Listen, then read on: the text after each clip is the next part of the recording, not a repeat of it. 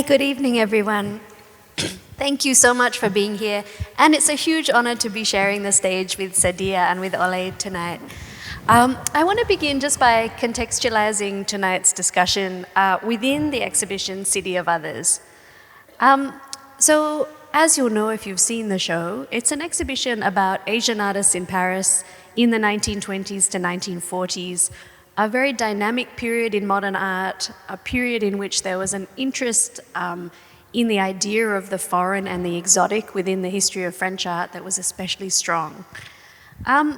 So, of course, many people ask when they come to the show why we decided to include a section on Asian dancers as well as visual artists, because it's unique in that respect. It's the kind of only cross-disciplinary part of the exhibition. And the reason is that as we began to gather our research for the show about Asian artists in Paris in this period, we noticed that there are a number of crossovers with dance. These included not just the venues where dance was held, but even the people themselves. A lot of dancers also worked as artist models. Many dancers were also trained in the visual arts. It was quite common for dancers in Asia practicing in Paris to study museum collections of artworks, sculptures from Asia to kind of refine their technique or develop new choreography or movements. So there was a kind of interesting interaction between dance and the visual arts. In addition, there was a sort of interesting underlying conceptual relationship as well. Our exhibition is called City of Others in acknowledgement of the fact that in coming to Paris, what many artists from Asia actually experienced was a sort of self-othering, a moment of seeing their own culture through the gaze of another or of seeing their own culture from a distance. They had to navigate certain audience expectations to do with exoticism, certain stereotypes, and the same was very true for dancers as well. So as we look at the history of dancers from Asia in Paris, what we can see from the 19th century through to the early 20th century and into this 20s to 40s period is a kind of very interesting navigation between the audience expectations of exoticism, audience ideas about what Asian dance would be like, and the dancer's own interests in creating experimental, modern, or more free interpretations of their dance traditions. I just want to check that everyone can hear me clearly throughout the room. Yeah, okay, great. Okay, so as a beginning context, we can kind of look at how this age of exoticism in dance in Paris took place. So in fact, troupes of Asian dancers had been coming to Paris since the 19th century, and typically they came as part of the vast world and colonial expositions, which were large-scale exhibition spaces that would kind of showcase, they were often almost like a trade fair, but they would also showcase the visual arts, and they would nearly always have performances. And sometimes these performances could be very spectacle-like, very fairground-like. They weren't necessarily authentic representations of Asian dance. But at the same time, troupes from Asia did travel to perform, beginning with the Javanese dancers who came in the 19th century. In the early 20th century, it was the troupes from the Royal Ballet of Cambodia who had an especially large impact on the art scene in Paris. And in fact, the sculptor Auguste Rodin was famous for being inspired by them and making work about the troupe. And these dancers continued to come all the way through to the 1930s. So at the immense International Colonial Exposition of 1931, a huge World's Fair which commemorated the idea of colonialism, a troupe from Cambodia also came, as well as troupes from Java and from Bali. There were many Southeast Asian dancers performing at this venue. In the center of the slides, you can see I've included an image of the famous dancer Josephine Baker. Of course, she was not an Asian dancer, she was African American. But what is very interesting about Baker is she shows how strong the taste for the exotic was in this period. In this interwar period, she became, at one point, the highest paid entertainer in the whole of Europe. She was feted in various different venues. She made her debut, I think, at the Folies Bergère, and then transitioned to other large theatrical venues. And her performance type was almost like a kind of satirical version of certain jazz moves, the African-American dance tradition, but also a kind of tongue-in-cheek idea of what African dance was as well. So there were quite strong similarities with the situation faced by some Asian dancers, that she danced in a very kind of popularized and some kinds of very risque format. And finally, on the other side of the slide, you can see the example of Nyota Inyoka, quite a mysterious person in that her place of birth and her ethnicity is sort of unconfirmed. But she tended to present herself as an Indian dancer, and she may well have been French Indian. That seems the most likely. She also made her debut in 1917 at the Folies Bergère, the famous cabaret house in Paris. And she began to become a kind of recognized as a more serious dancer specializing in Indian traditional dance. She would make studies from the collections of the museums in Paris, looking at Indian sculptures held in Paris, and from that sculptural study generate her own performance language. She founded her own dance troupe in Paris in the 1930s, and she continued to dance until around 1950 when she retired to become a Hatha yoga instructor. So recently there's been more interest in her work and even some attempts to revive her choreography. But what you can see in this image as well is her interaction with the visual arts. So this is a very splendid golden image of her face, which she would use in her publicity brochures. And meanwhile, at the top, this is actually a bronze sculpture inspired by her body and her dancing by the sculptor Paul Landowski.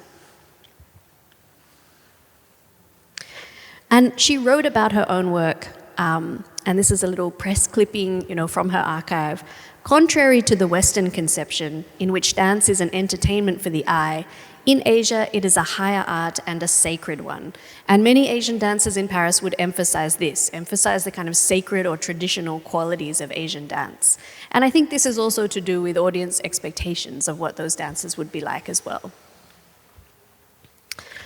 So I already mentioned the dance at the Colonial Exposition of 1931, but I wanted to draw your attention to the very extraordinary settings in which this dance took place.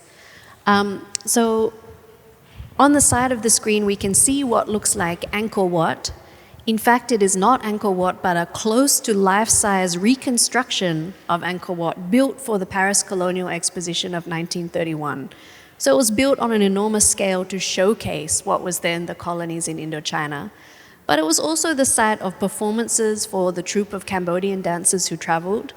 Similarly, beneath you see the postcard of the Bali Gate in the Netherlands East Indies Pavilion, which was the site for performances by dancers from Bali, including new forms of dance which were more expressive and responsive to gamelan music, very intense, almost trance-like modern forms of dance, which had quite a profound impact on some of the audience in Paris at the time, including the theatre director Antonino Artaud, who wrote some of his theories of avant-garde theatre in response to what he had seen from the Javanese dance troupe in 1931.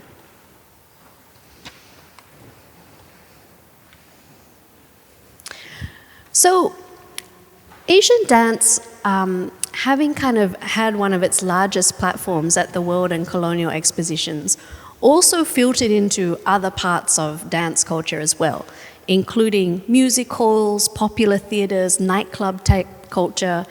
And sometimes this was, little more than very stereotyped or caricatured versions of Asian dance kind of choreography. But in other spaces, it was also possible for dancers from Asia to have performances in which they created more modern type experiments. And one of these quite interesting venues was the Théâtre du Vieux Colombier, which was an artist-focused drama theatre.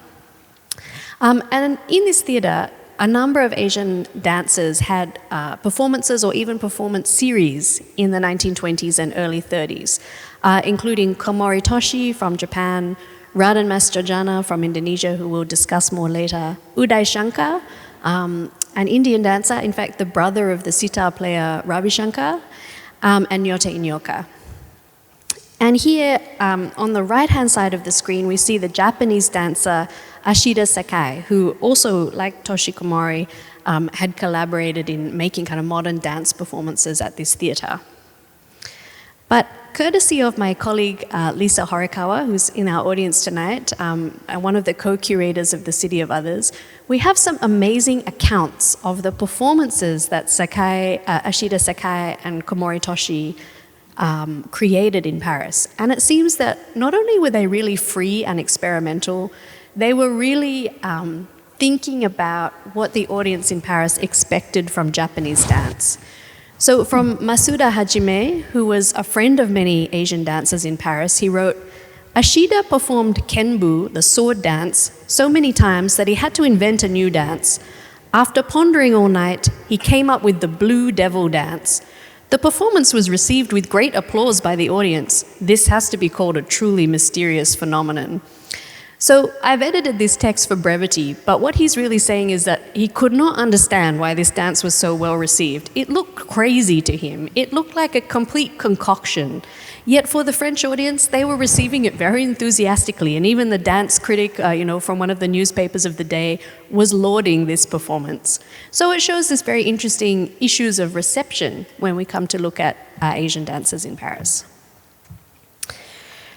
So I'm going to kick off here to just focus a little bit on Raden Mas Jodjana, who's one of the key figures in the dance section of our exhibition, and who Sadiah is going to talk about in more detail. But in brief, Jodjana grew up in the milieu of the court of Yogyakarta, which is where he initially learnt the kind of classical traditions of Javanese dance. He moved to the Netherlands for his studies in 1914, and it's actually in the Netherlands that he first began to dance publicly and dance professionally, as well as becoming involved in the visual arts. And in fact, it was his talent in the visual arts which first enabled his move to Paris. His graphic art caught the attention of the designer Jean Dunand, and if you've been to the exhibition, you'll see Jean Dunand has quite a prominent part in it. He was the premier producer of lacquer in the 1920s and 1930s in Paris, and he had quite a diverse atelier, including many workers from Vietnam. And according to Jodjana's account, he met Jodjana and invited him to come to Paris to work in the atelier, where he worked for several years. So unfortunately, sources are very unclear about what Jodjana actually made in the Jean Dunand atelier, but some scholars have suggested that perhaps he had a hand in this work, Oriental Dances, attributed to Dunand from 1924-25, which is around the period that Jodjana was in the studio. But you can see it does have some kind of Javanese elements in the aesthetic of the piece. The bodies of the dancers, and here's a photograph of Jodjana as Krishna, also playing the flute. And we can see some perhaps correspondences in the headgear or perhaps in the patterning of the textiles, but not very literal, all interpreted through the language of Art Deco, which is more stylized. So interestingly, Jodjana came to Paris as a visual artist. But in the Dunand atelier, he also occasionally performed. So this is a press clipping from Paris newspaper in 1922 saying, certain evenings in an atelier of a great artist of metal vases, which is what Dunand was known for, sometimes dances for a refined audience a certain Raden Mas Jodjana, Javanese prince if you please, who is like an ivory animated by the rhythms of the sacred Buddhist dance. It is a rare spectacle where snobbery might appeal to some, but where the spiritual and aesthetic emotion is sure to make others return. So he had already something of a reputation. But what happened also in Paris in the Dunand atelier is that he met a number of avant-garde figures from the theatre and musical scene, including ethnomusicologists, directors, and he entered the circle of the Théâtre du Vieux Colombier, where he had a number of dance engagements in the 1920s. And you can see from the Raden Mas Jodjana archive, which is in National Gallery Singapore's Library and Archives, some photographs of the poses of the types of dances he was developing at this time. So he would use the character typology that came from Javanese dance, but interpret these types in a modern and quite psychologically developed way. So this was the reputation of his dance. And here again, an interesting example of reception of Asian dancers in Paris. This is from the dance critic André Levinson, who was a leading critic of dance in the period and wrote about many of the prominent dancers in Paris at this time. And he wrote, "Yes, Raden Mas Jodjana, you are a classical dancer, the terror of amateurs, Delcrosians, exoticists, costume designers, wig makers, pre-Raphaelite," it's not anarchists, it's actually archaizers, "and all the uprooted people who monopolize the theatre. This is no less valuable, believe it, than being a reigning Raja." So what is he actually talking about? He's talking about the fashion for concocted exoticism that was so prevalent in Paris. The people he's accusing of being amateurs and wig makers, archaizers, are people who are kind of looking at the past, replicating it, creating sort of not very credible or interesting versions of Asian dance, creators of pastiche. Whereas he feels that Raden Mas Jodjana has a kind of profoundly classical, serious technique. Interestingly, it doesn't seem that Jodjana himself viewed his dance that way. I don't know if he would have considered himself a classical dancer. And in comments in his later life, he kind of rejected the idea of performing an archaeology of dance, by which he meant, an over-reliance on the historical sources. Oh, I've gone backwards. Okay, so I'll just end with some other very interesting materials from the archive at National Gallery Singapore. And they show some of the performance notes of Jodjana, of what he performed in Paris. Also the performance notes of his wife and performing partner. Her stage name was Khurshid de Ravelo, and she performed Indian music, but she was actually Dutch. It was a pseudonym for Elizabeth Pop.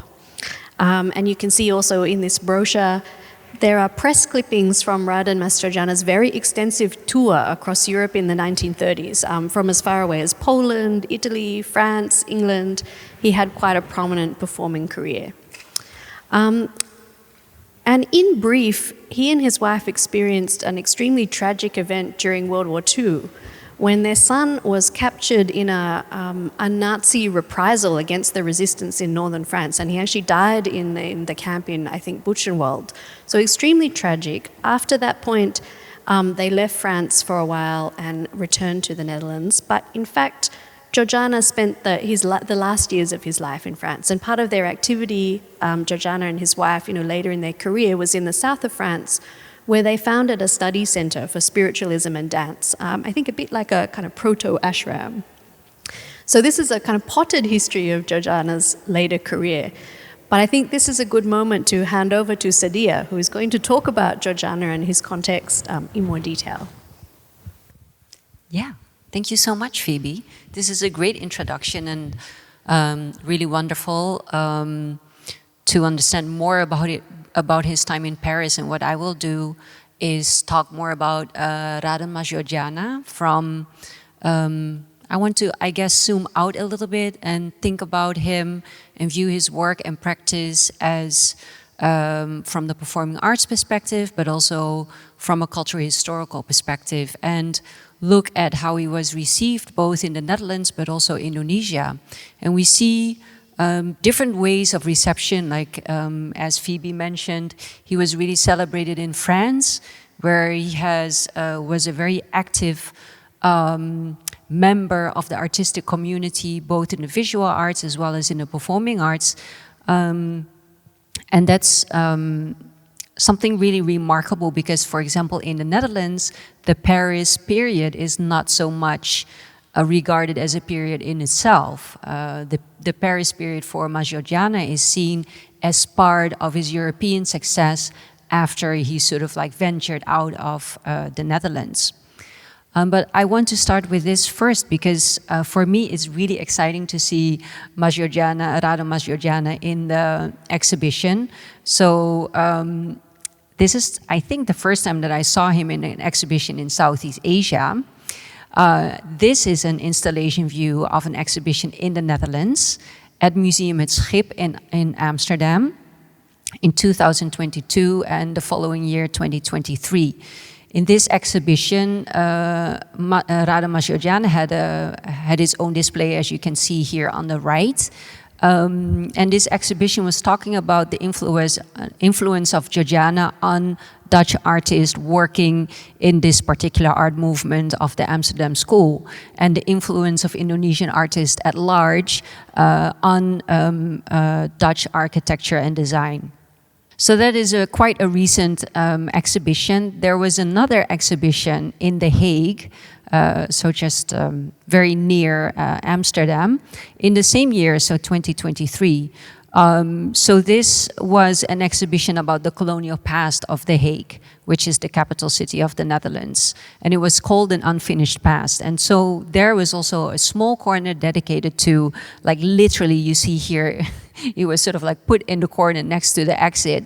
But a few works and a display dedicated to Raden Mas Jodjana, which to me shows that Jodjana still is remembered in the Netherlands as a great artist and hugely influential still, and he continues to be part of sort of like this this past, especially a very important figure from the colonial past with a long-lasting influence in Dutch culture. The interesting thing is that, as you see here, I got this photo through Tempo magazine, which is a weekly magazine in Indonesia, and arguably the most critical media outlet in Indonesia. So they reported on these two exhibitions on Raden Mas Jodjana. One article was an introduction on Jodjana in general, like who is he even? So he was basically introduced to the Indonesian audience. And the other one was about his relationship or friendship with the Dutch painter Isaac Israels. So for me, it was a little bit odd because then on the one hand, you see that Jodjana was really celebrated in the Netherlands, and at the same time, you see that in Indonesia, he only received attention because of the attention he received in the Netherlands. So it's kind of like this still sort of like this exchange between Indonesia and the Netherlands and understanding an Indonesian artist, but still sort of like through a Dutch lens. So I started, you know, basically my question is like how to understand this? How can we understand that, you know, Jodjana needs to be interpreted sort of like through a lens from Europe? And maybe in a way, yeah, the French lens is a different lens as well. But so that's kind of like what I wanted to sort of like think about today. So who is Raden Mas Jodjana? So Raden Mas is actually, it's not a name, it's a title because he was a royal. So his name is actually Jodjana and Raden Mas is his title.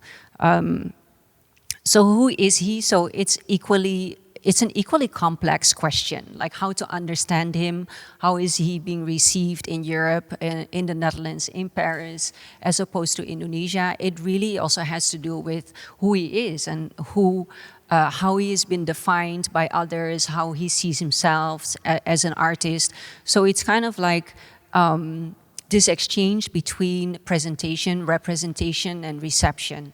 And I think we need to sort of like think of this like these different lenses that are sort of like viewing Jodjana, and I think also against the political background of colonial history at the time that Jodjana was working in the 1920s.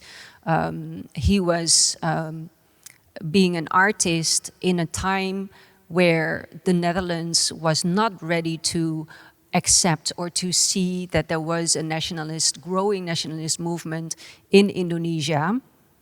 And at the same time, we also see within Indonesia, the Javanese courts really trying to hold on to their identity and authority that they exercised as cultural centers. So this is kind of like the dynamics in which Jodjana was navigating and trying to be an artist himself.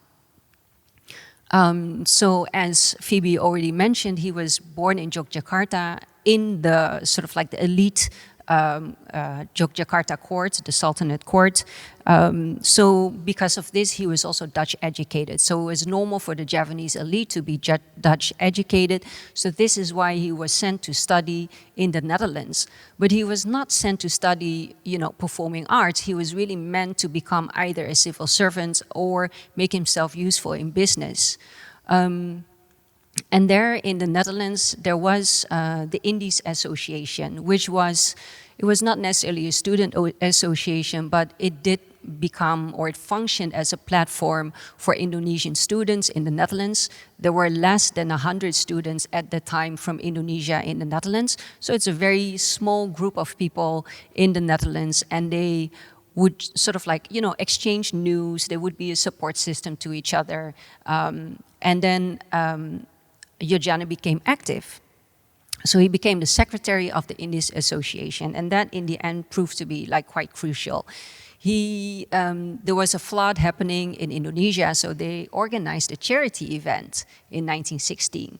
And this was really sort of like a breakthrough. They organized this Indies Art Evening, which was attended by the Dutch Queen and her husband, as well as lots of artists and the Minister of the Colony. So like all of these very important people came to the event.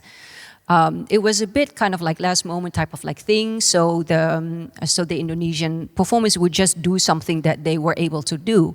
And as most of them were from the Javanese elite, they were trained, as part of the general education in, for example, like dance, playing the gamelan, and so on.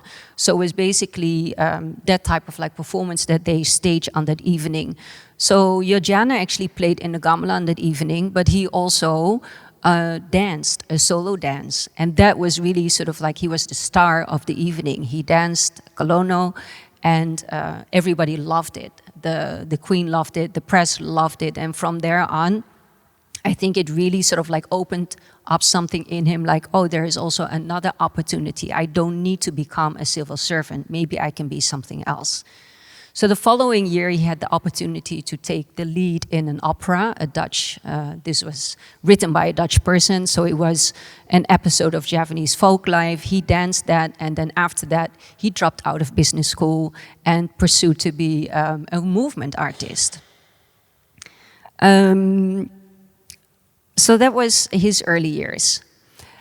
That evening in 1916, the charity night, he also met this artist, Isaac Israel, who was an impressionist painter. He painted mostly sort of like promenading people at the beach and beach scenes and things like that. But he also started painting Jodjana. So we see Isaac Israel's on the left with a self-portrait, within the back, a portrait of Jodjana. And then on the right, I think that's the portrait that is depicted in the self-portrait.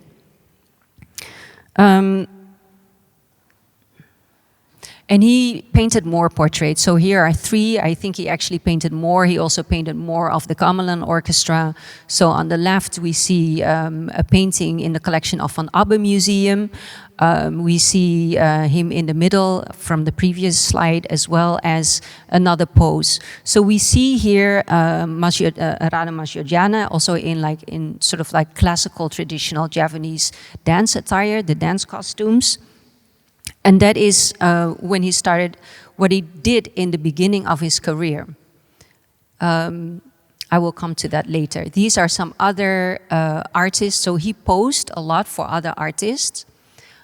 So we see a photo here from the photo studio from Bersenbrugge, a work by Nieuwenkamp from 1932, and also a portrait by Chris Lebeau, 1919.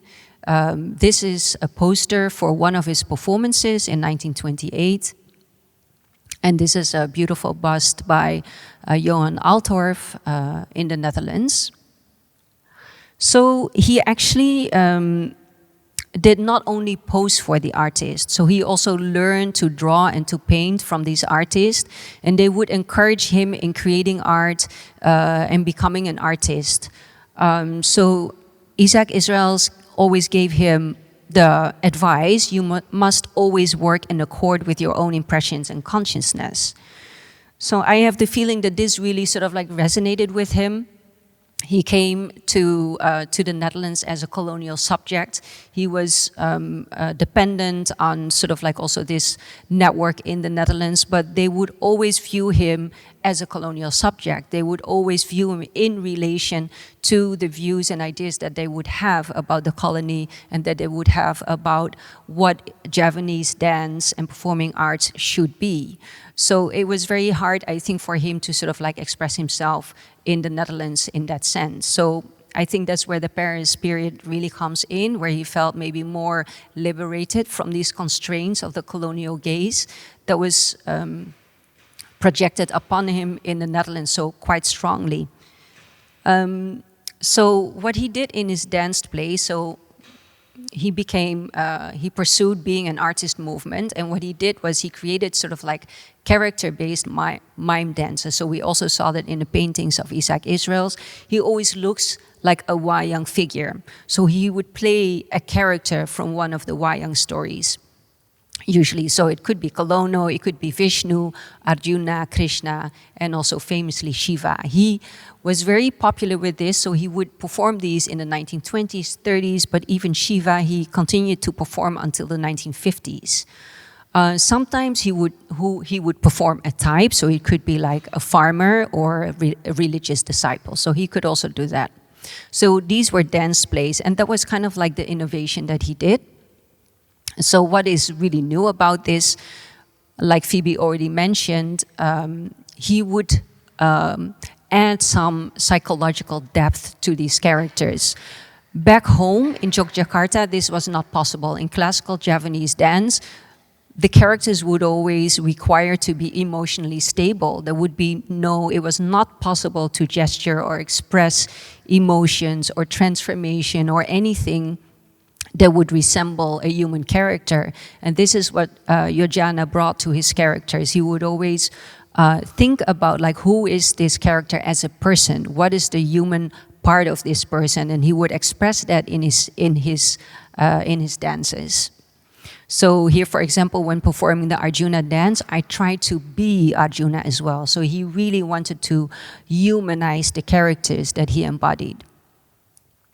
So this is Cochette Rafael, so his partner, his life partner and performance partner. He called her, his nickname was Moes, the Dutch, really Dutch nickname. And they started performing in the 1920s from the moment that they met. And this is quite interesting because there you see the influence.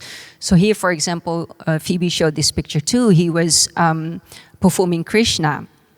So she studied piano, she studied voice, and she also studied South Indian dance and music. So that is what she brought to the performances. For example, Krishna in the wayang, he's called Kresna. In Indonesia, he's known as Kresna. And in the Javanese classical tradition, he would not play a flute. So that's kind of like the influence that that Moes Cochette Rafael, she brought the Indian influence and sort of like stimulated and encouraged him to be in touch with these Eastern elements in his performances. So this is the piece that Phoebe showed. Super interesting that he was also working as a visual artist as well and tactile artist and really exploring and experimenting with what type of artist could be.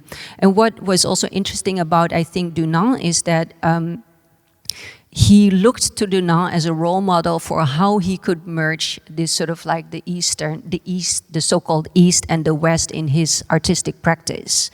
So that is what he took or maybe took away, maybe also in collaboration or in exchange with the artist in the studio, like how to navigate that space as an artist in between Europe and Indonesia. So I think what we see in the Paris period is that there was just more space for him to experiment. So away also from the Javanese circle in the Netherlands that maybe, would subconsciously or unconsciously enforce certain sort of understandings about what classical Javanese dance should be. And we see that he really develops. So I think I was not able to identify the source of this image, but here, for example, you see, as in the paintings of Isaac Israels, he's basically dressed as a wayang puppet, like he looks like a wayang Golek puppet. So I think this is a very early one, but gradually we see him change. He becomes more abstract. He also understands that European audiences maybe do not understand the cultural codes reflected in the costumes, in the shapes, and the iconography of the costumes in wayang. So he becomes more and more abstract. So this is from 1928. So he is already touring all over Europe in the 1920s, really becoming very popular and very influential. This one touring to Germany like multiple times, to Poland, to England, to basically through the whole of Europe, also Hungary, I think.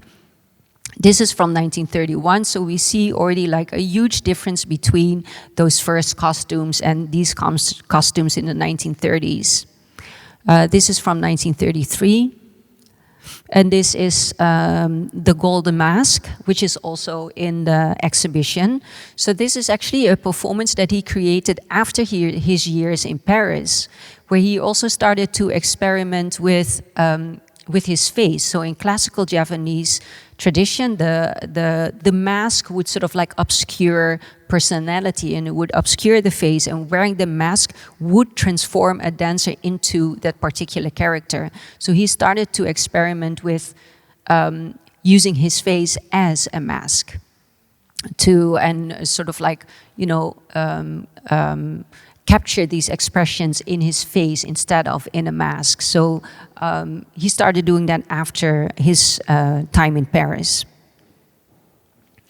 So the more sort of like influential he got and the more popular he got in Europe with all of his touring, the more controversial he became as well. And especially in the Netherlands, there was a lot of criticism, especially from Dutch sort of like conservative people that were really critiquing him of, you know, not being authentically Javanese or not being really representative of Javanese dance and so on. So there was a lot of critique, which also led to like discussions in written discussions in magazines in which he was attacked by Dutch critics for being so experimental and not an actual true Javanese, let's say. And he would defend himself by saying, you know, Javanese culture has always been in flux. It has always been open to outside influences. And culture and performing arts can never be static. There should be, if an artist wants to be modern, the artist should always put something personal into the art himself.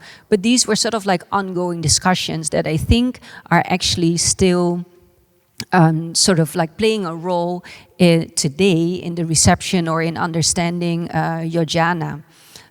So I think these sort of like discussions about what's authentic, what isn't, what can be accepted as Javanese, what isn't, this is an ongoing discussion. And I feel like he was sort of like in the thick of it at the time in the 1920s and 30s, where everyone was sort of like fighting for some control over the performing arts, or maybe also like, you know, a say in what is authentically Javanese and what wasn't. So here we see him in 1936, and that's really interesting. So the description here says at the Stadsschouw, so the theater in Amsterdam, he was performing in 1936 before his departure for France. So in the Netherlands, the departure for France was basically when he set up the Jodjana Center in the south of France. So this was the center that Phoebe explained. Like, this is where they did all sorts of like experimental stuff.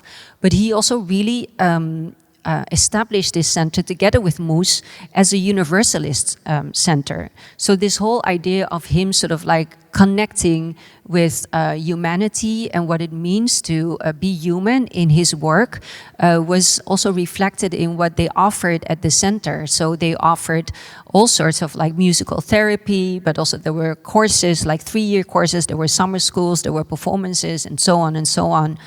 But I think it's a little bit tragic because like they did this until the war, and then basically, yeah, that tragedy happened with one of the children passing away in one of the German concentration camps. But basically, the Second World War also meant kind of like the end of his career and also of Moes. Like he never really recovered. He would never really become as popular as he was in the 1920s and 30s. And I think that we can really understand that also in the connection of the changing politics. Because after the Second World War, Indonesia was occupied by the Japanese from 1942 to 1945. after the World War, Jodjana returned to the Netherlands to start teaching in Amsterdam, but he would international stages were kind of like closed off to him because the Netherlands was fighting a war in Indonesia, and the Indonesians were fighting for the independence because the Dutch were not able to accept Indonesian sovereignty at the time. So there were all of these sort of like political dynamics that were happening that prevented Jodjana from being invited because people would not be able, I think there was some hesitancy to invite him to big international stages because it would be, would he be invited as a colonial subject or as an Indonesian? So that sort of like stopped his career as a performer, and he continued teaching, and then in the end he returned to France to be with his daughter. And these are some images from later in his life. I'm not really sure if the date is really correct. I was not able to establish that, but on the image on the left hand, we see Jodjana demonstrating Javanese dance, and then we also see Mus in the right hand side. So the interesting part is that Jodjana always identified as a Javanese. So in the 1930s already, they had bought a gamelan, Mus and Jodjana, and they trained, for example, Dutch students in playing gamelan, but he would refuse to teach them Javanese dance because in his mind there was also still something that something authentically Javanese that he would not be able to teach another person. It's something inherent that only Javanese would possess. But looking at sort of like the discourse of the time, this is a discourse that also resonated from the Javanese courts that would say that were defining their identity as Javanese, as purely Javanese, as opposed to the Dutch. So they were sort of like crafting or carving out an identity for themselves by saying we are something that the Dutch could never be, by saying we possess a certain spirit, a certain skill, or something that you cannot really put your finger on that is distinct, very distinct from the Dutch. So it's a way of sort of like making, creating an identity by saying like, oh, we're also something, we are something that the Dutch could never be. So in a way, so in that sense, I think he was sort of like very much aligned with the discourse that was happening in Java and at the Javanese courts. And at the same time, we see also these discussions about what could be accepted as Javanese. Could he be accepted or not? So this is where Jodjana is a very interesting case, because even though he identified himself as a Javanese dancer and making Javanese art, because from his point of view, whatever he made would be Javanese because the creator is a Javanese person.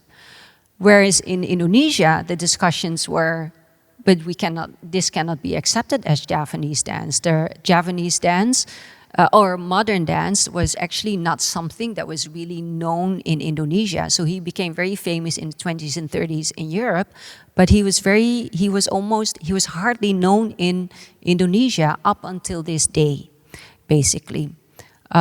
So the interesting thing for me is still that these discussions are still at play.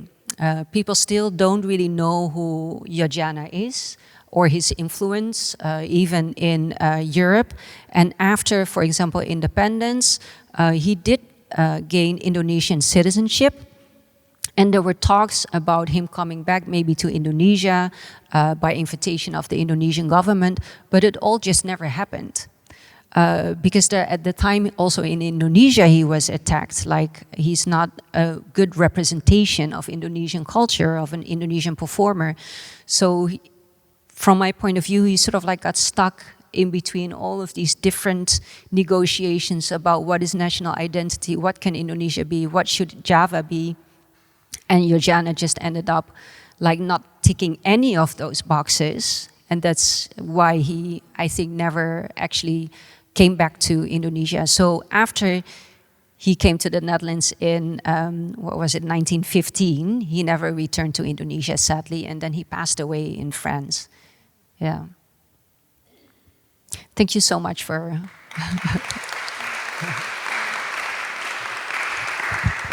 So, I mean, it's really amazing to contemplate that for a performer in the 20s and 30s, those issues are still so resonant today about belonging, authenticity, and the self.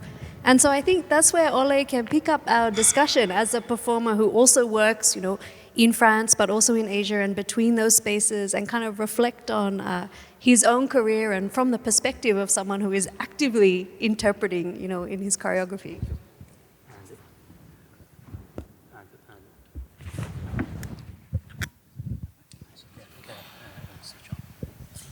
Thank you very much. So my name is Olé Khamchanla. I'm a dancer and choreographer. I was born in Laos, but I grew to France. And I'm the choreographer of the company Kham in France for many years. And my dance background, I start from the street dance, hip-hop. I mean old school, breakdancing, locking, popping. And later on, I discovered the contemporary dance in France and in Italy also. And later, on 2006, I learned traditional dance from Laos and from Thailand, the Khon dance. And actually, my work mixes these different dance forms, from street dance to traditional dance. And my different works are inspired by human being. And we can also feel the different influence from the different culture from Southeast Asia, from Laos, Thailand, and from Europe and France with the hip-hop dance also. So to continue this conversation and this exchange, I selected 3 of my works to show you a little bit more how also I can mix dance with other art forms, like a painting. The first one is Akalika 7. Akalika 7 is actually the name of one painter, one Lao painter. And for this work, this special work with 7 dancers, I was inspired by one is his work, who named Akalika 5, actually. He names his different work with a number, actually Akalika 1, 2, 3, etc. So Akalika 5 represented bodies in a certain situations. He works with this artwork, he works only with chain anchor and with vegetables also. He paints with vegetables. And for this work, of course, he didn't paint in live during the performance, but we use these different works, we film it, and we use it as images for the performance, and we use also the different texture of his work. Yeah, I play you the show is an extract.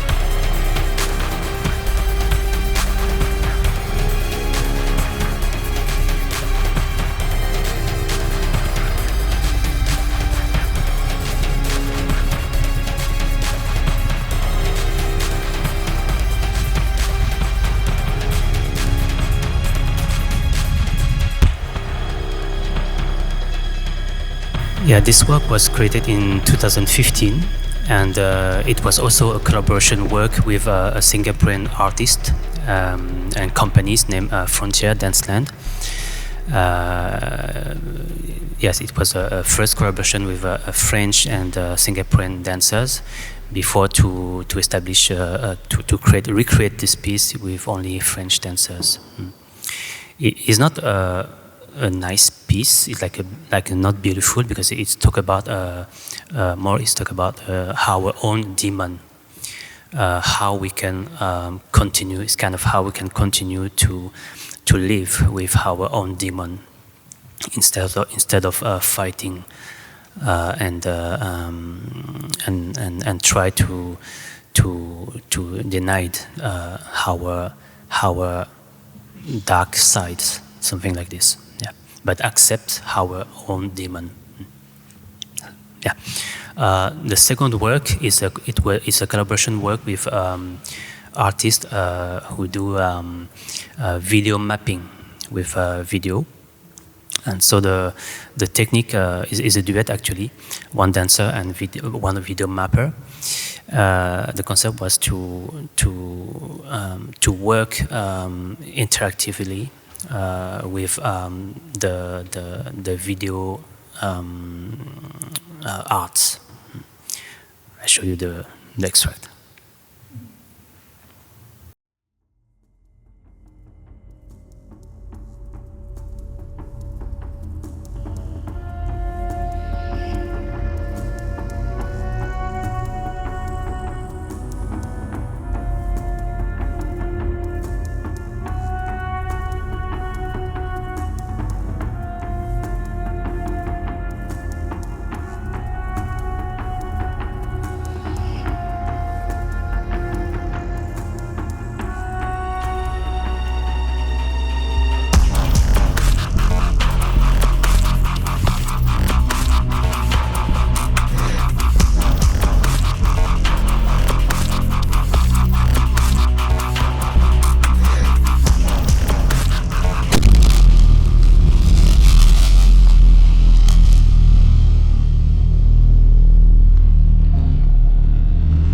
This piece named Attraction.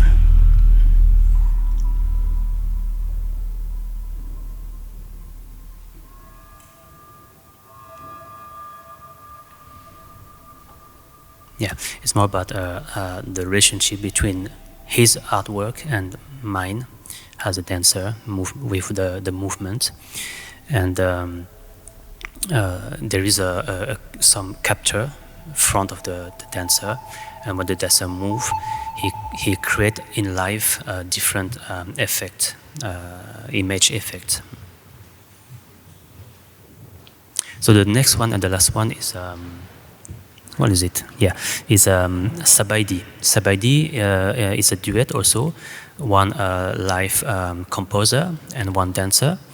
It's more Sabaidi is more a piece created for museums.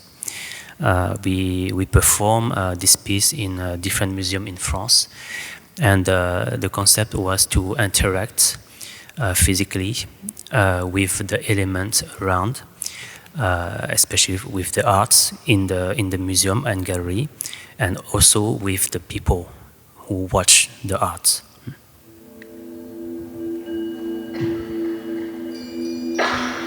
And Sabaidi means bonjour, welcome, hello.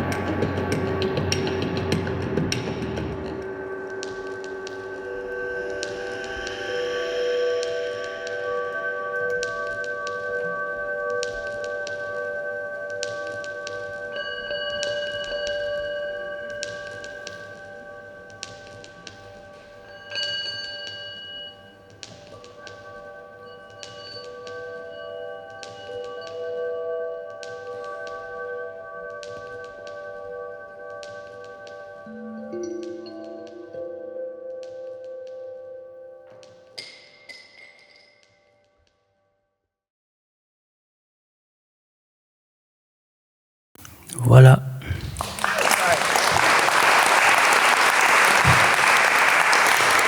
Thank you.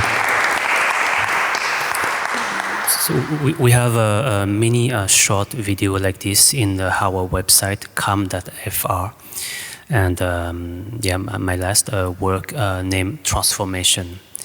Actually, transformations is about transformations and is a triptych. I wanted to develop this theme in 3 different works. The first part of the work was created in February, this February, yeah, with 6 dancers, 6 French dancers, and the second part will be created in 2027, next year. And I wanted to keep this occasion with this collaboration with the National Gallery to start the experimental work with 3 artists who are over there from Singapore and Laos. They will perform tomorrow for you, and yes, here at 2:30. Yeah, the performance is 20 minutes. 2:30, and also at 4 we perform 2 times tomorrow. Yeah, and it's I start the experimental research and the experimental work with this artist before to work really with the French dancers in France next year. And yes, thank you very much.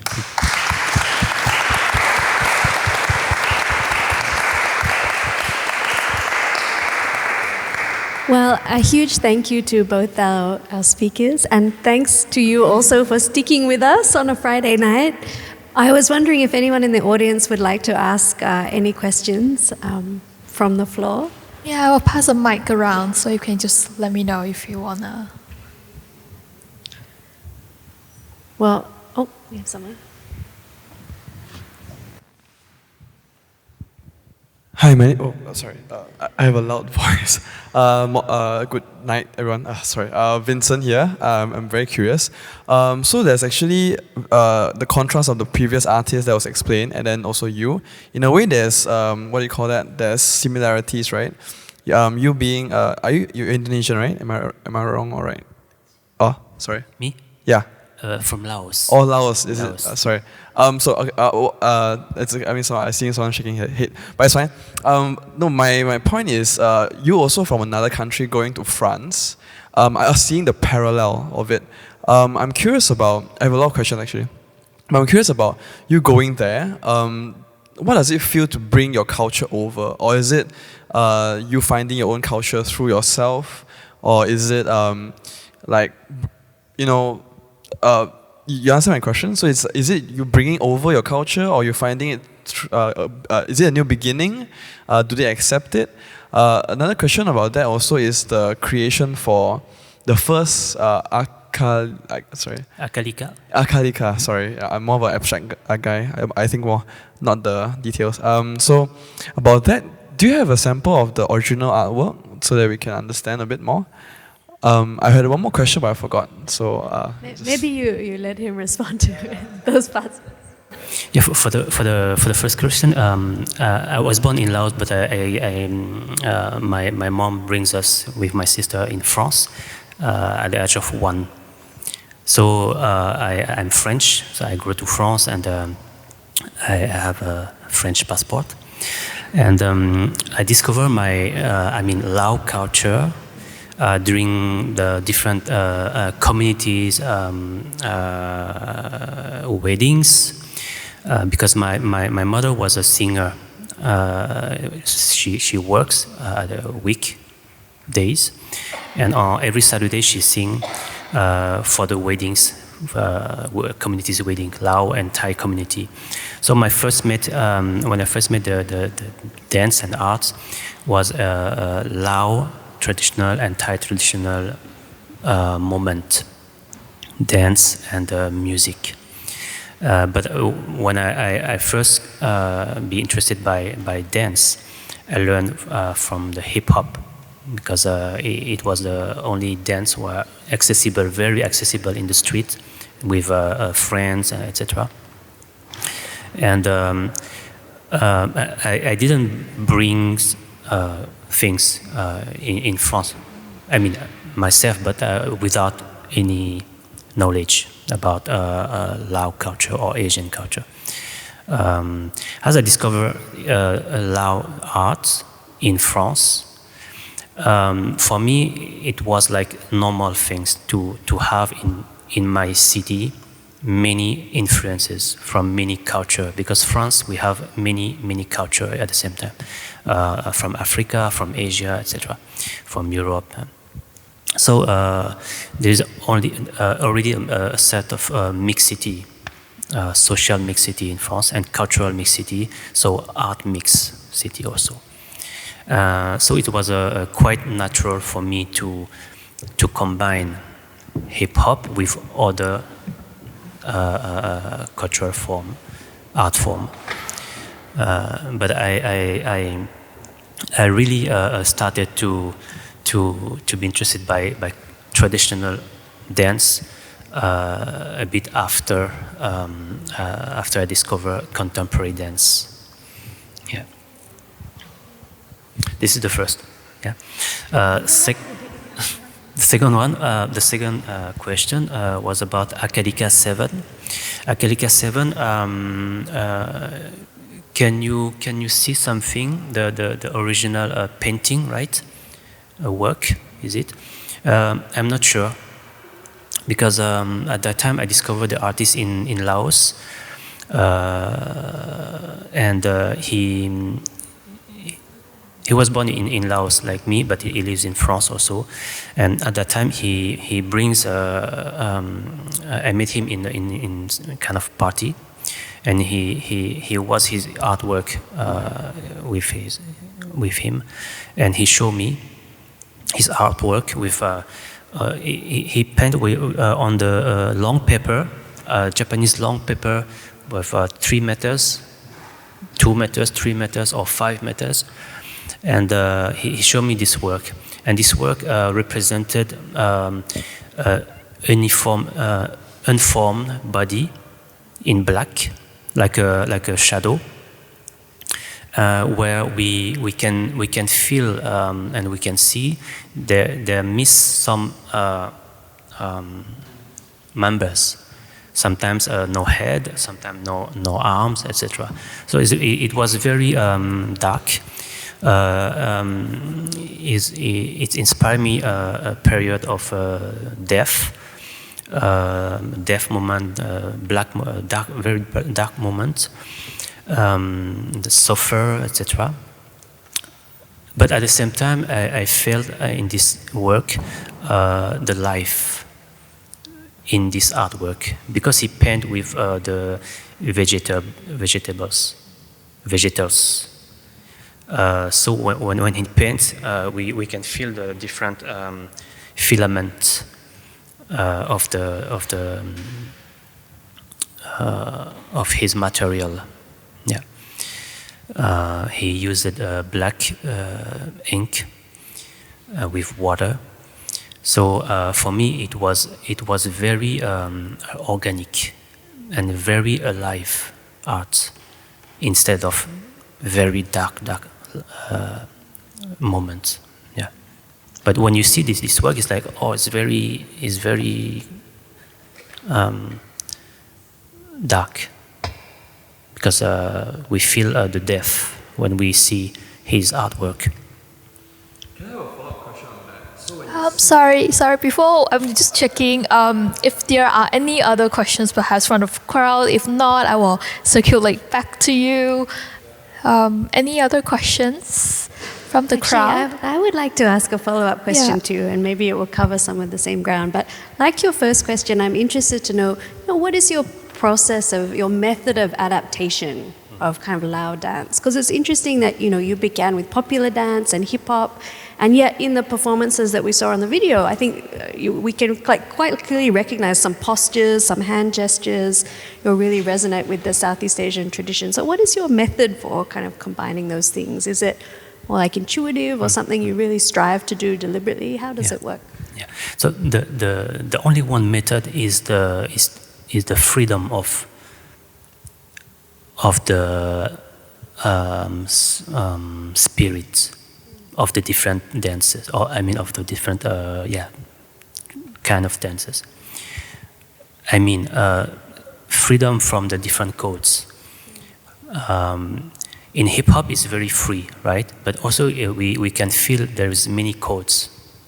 Also, I know that because when I do freestyle in hip hop, many of my friends said at that time, they said it's not hip hop. Because why? Because I use like I move differently, and I use classical music, but I do breakdancing, for example, in my different shows before. And they say, yeah, it's not hip hop. So I understand. Okay, there is some square and some roots or some codes or ballet also. There's some codes, and Thai traditional dance also. The social pressure is very strong in Thailand because the traditional art is very strong. It's very sacralized. So we are not supposed to modify something. And so I think the fact that I authorize myself to be very free from the different consideration, spirit consideration. You are not hip hop, yes. And is it affected me? No, because I doesn't want to be something. I doesn't want to be hip hop when I perform, when I dance hip hop. I just be interested by the movement, by the dance. And the only first dance I practice is a hip hop because it was here, it was free, and we just need music and dance in the street with friends. It's interesting to consider because I think it relates to what Sadiah was saying as well about Jodjana's career, in that he was critiqued for departing from the code, departing too much from the code. All right, I should return to our questioner or perhaps to the floor. Oh, down the front.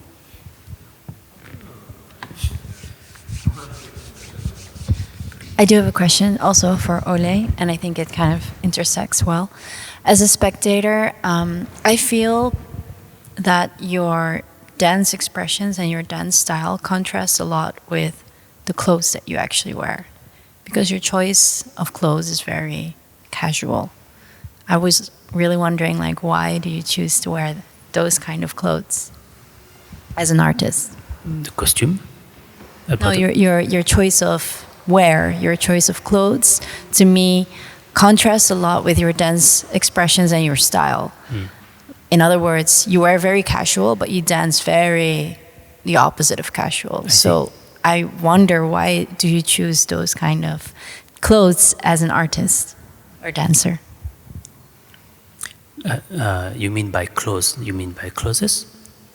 Yes. Clothes. How I choose these clothes? I'm sorry? Why I choose this clothes, is it? Sorry. If you don't understand my question, it's fine. For my costume, you mean? Yes. Why you wear street clothes as your costume? Street clothes, okay. Depending on which performances, but at that time we didn't have much budget, so we choose simple things, yeah, and also it was also something challenging for me to,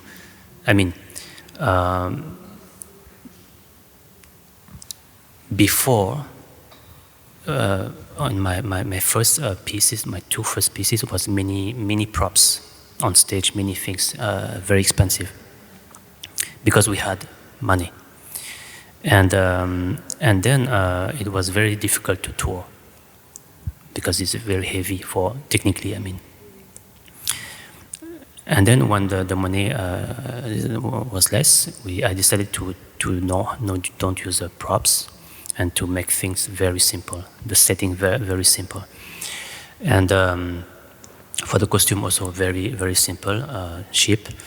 And it was also a challenge for me to try to create a work where it's like, what if we don't have support with props or costumes, specific costume? Can we do something only with our body? Yeah. Is it difficult? to transcript, to perform and to transmit emotions without props, without specific lights, and without specific costume, only with body and the choreography.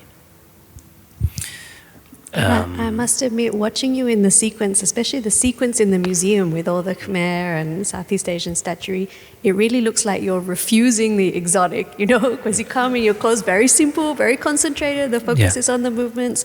And it's true, it's a very strong contrast when we look at historically at these presentations of, you know, Asian-inspired dance abroad. They're very heavily costumed because it's kind of part of the expected theatricality. Yeah, on my last piece, Transformation, for 6 dancers, step by step I started to leave clothes, and they are not naked, but kind of also in my last piece.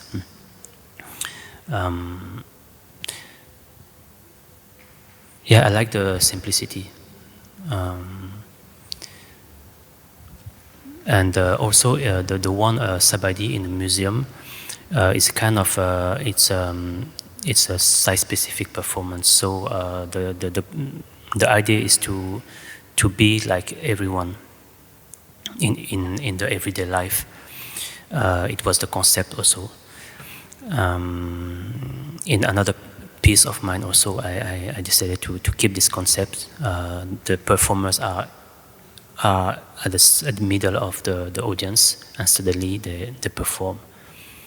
It's a specific performance also, yeah. Thanks.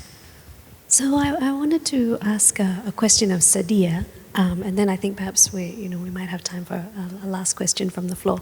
But it was very interesting what you were saying about Raden Mas Jodjana's very complicated reception. You know, one kind of reception in the Netherlands, also a different kind of reception in Indonesia as well.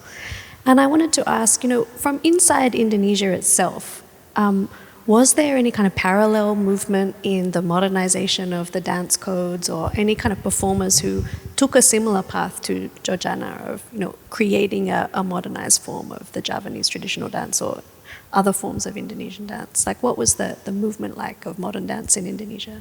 Yeah, at the time you mean, right? Well, or even now, yeah. Yeah, I guess from the mid kind of century, or perhaps, yeah.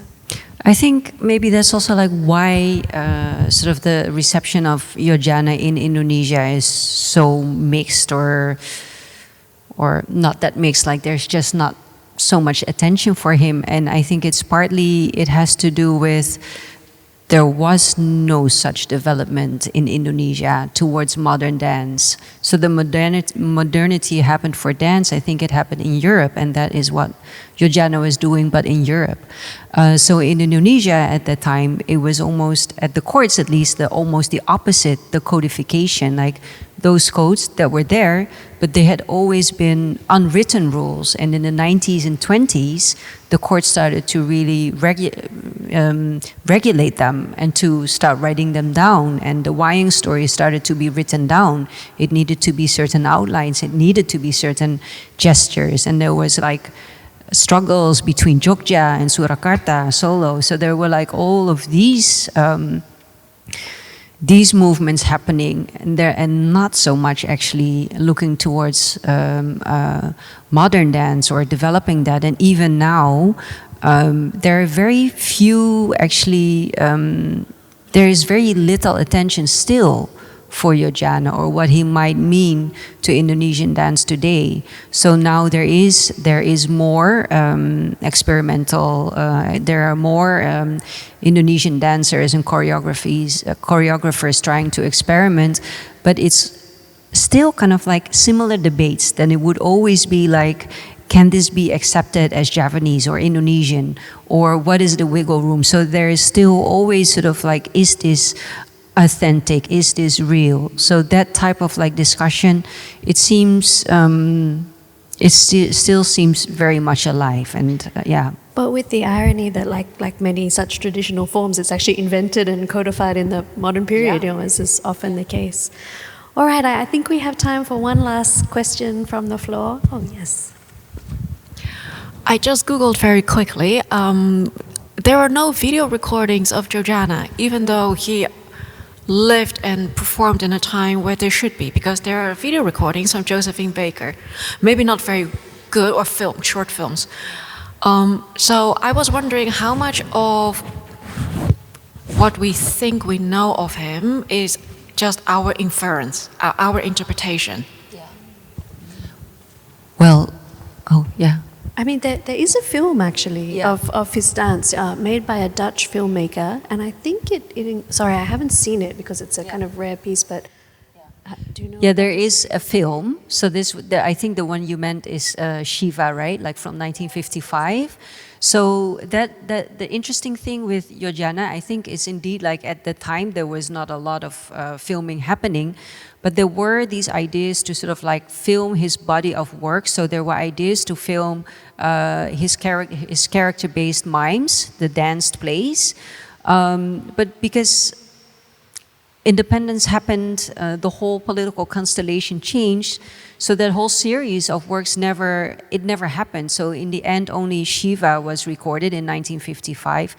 And as far as I know, that's it. I was also wondering the same thing, because there is an archive in the Netherlands, in Amsterdam, at the Tropenmuseum.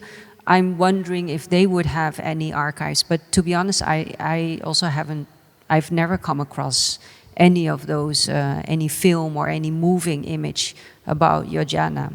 Yeah. But please do look in the City of Others exhibition, because we did manage to source some other footage, not of Jodjana, but of Asian dancers in Paris in the 20s and 30s. So this was quite exciting finds available to see. All right, well, I think we will leave it there for tonight, and thank you so much for sticking with us for this discussion, and please help me to thank our